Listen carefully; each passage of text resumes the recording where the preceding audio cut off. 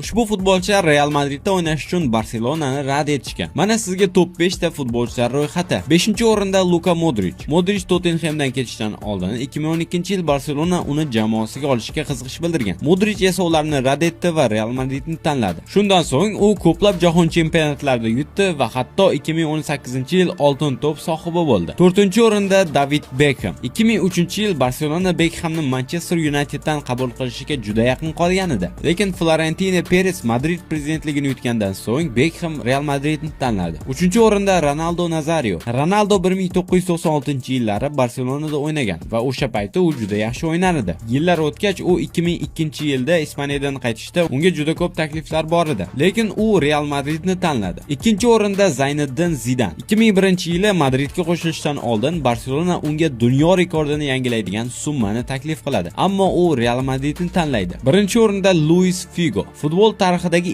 eng mashhur xoin. Figo allaqachon Barselona yulduzi edi, lekin 2000-yilda Figo Real Madridga o'tib barchani hayron qoldiradi. Endi sizga savol: nega ko'pchilik futbolchilar Barsadan ko'ra Realni afzal ko'rishadi?